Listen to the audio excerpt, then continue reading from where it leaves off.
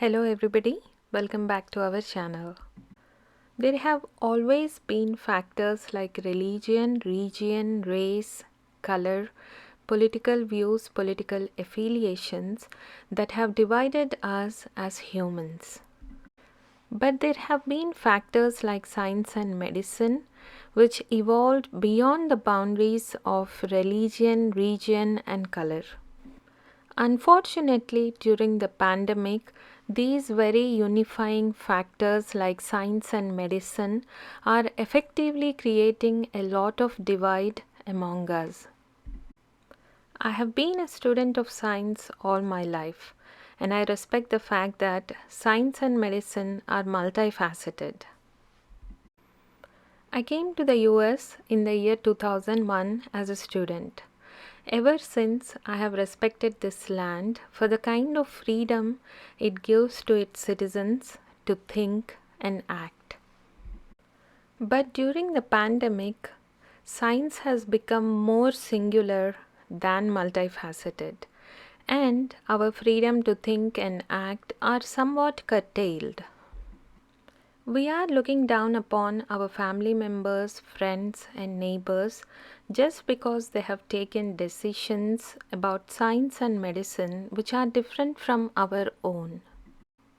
We are divided among ourselves as vaccinated, unvaccinated, vaccine hesitant, anti-vax, anti-this, anti-that.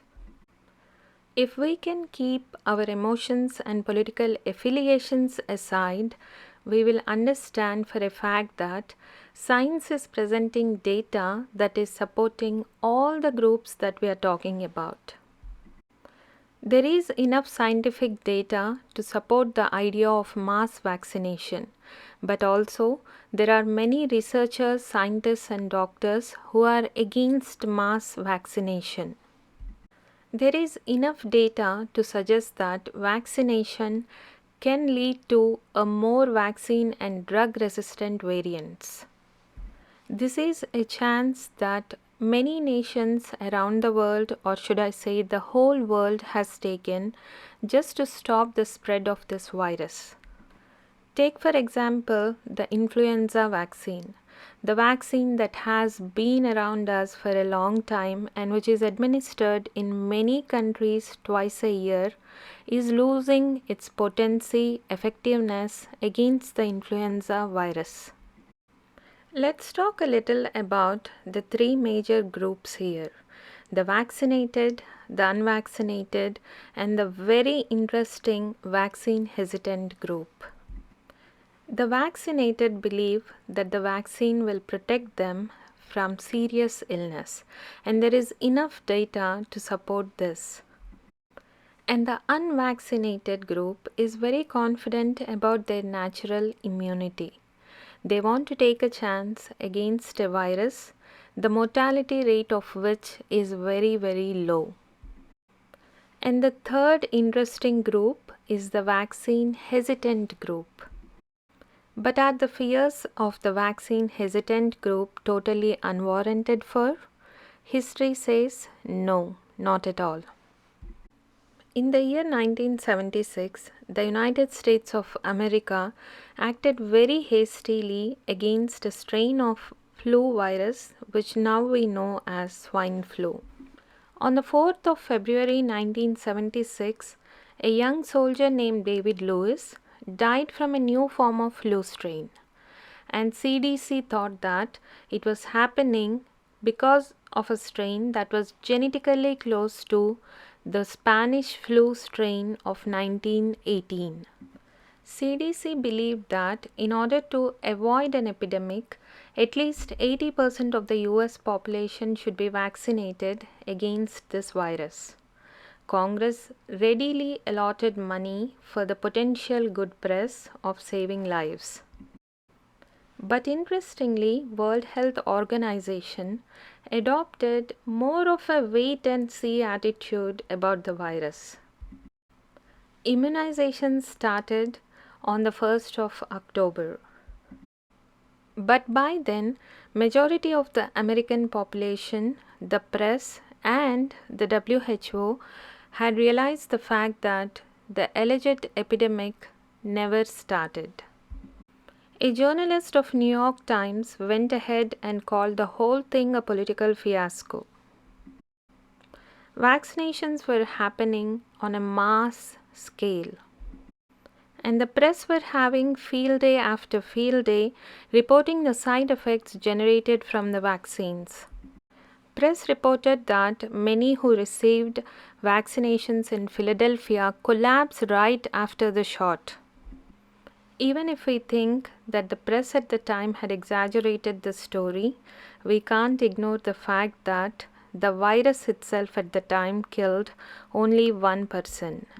But the real victims of the pandemic, which never existed, were the 450 plus people who came down with severe side effects, including the Guillain-Barré syndrome after getting the shot.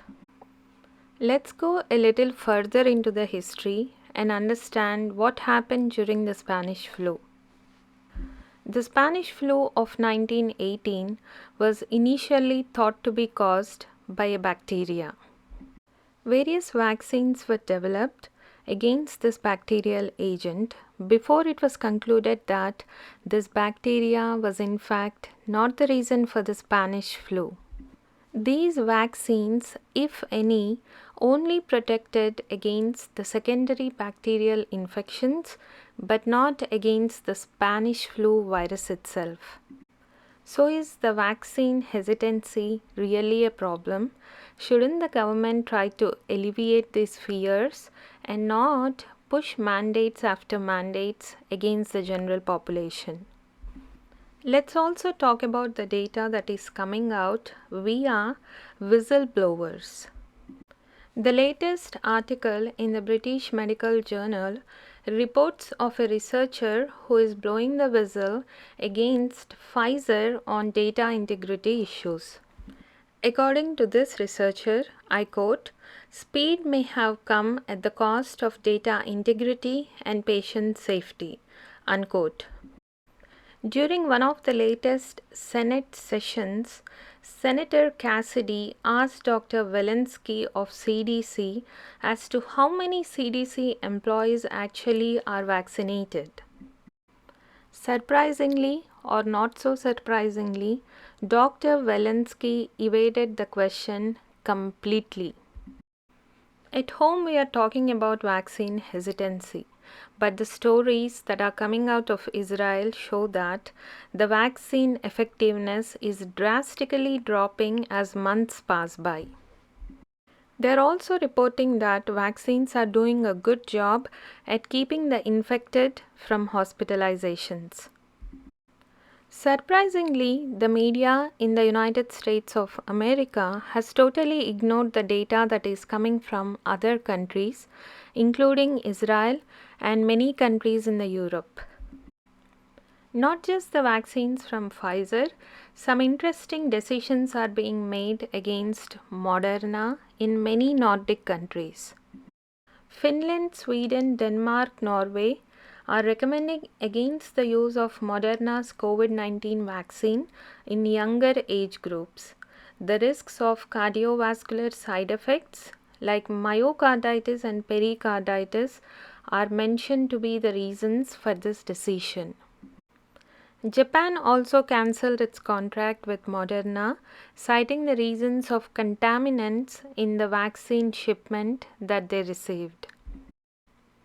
While we are still talking about vaccine hesitancy in the US and other rich countries are preparing for booster shots. Even if vaccines are doing their job effectively, is it the right time to promote boosters yet? Well, WHO is strongly opposing this idea and is asking that the wealthier nations should in fact donate their extra doses to the countries with the minimal vaccination rates.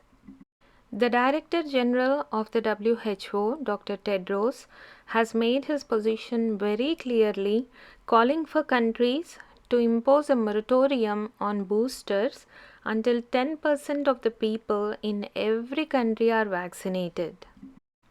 The rich nations are also blamed on ethical grounds for lapping up all the vaccine doses and not donating the doses that they promised to Gavi and CEPI nations. Let us also talk a little about the side effects of vaccines. Why do some people get a severe reaction to the vaccine, while in others the vaccines are just yet another placebo? The way we react to a vaccine is as unique as we all are. In some healthy individuals, the immune response is rapid and is very effective in producing antibodies, T cells, and B cells which act against the virus. But in many individuals with underlying conditions or immune compromised individuals, there may not be any immune response at all. They are as vulnerable to the virus as are the unvaccinated group. And in some people, the immune response can result in severe allergic reaction or a cardiovascular condition like myocarditis or pericarditis. The next important question is, how long do the antibodies last in our body? Well, the answer to this question totally depends on our body. The vaccine-induced antibodies in our body can last anywhere from 2 weeks to 6 months or more.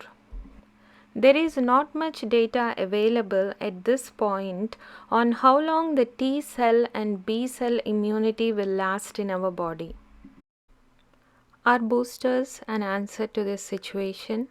Well, yes, maybe, or no. We don't know yet. Will the vaccinations lead to more drug and vaccine resistant strains? Yes, science says that's a possibility. So, are we boosting ourselves out of this pandemic, or will we just go around in circles? Only time will tell. Until then, be kind to everybody, stay safe, and stay happy. Don't forget to meet us again on Maha Telugu Podcasts for Telugu and English podcasts. This is Neelima Idiga signing off for today. May science be embraced, uplifted, and accepted.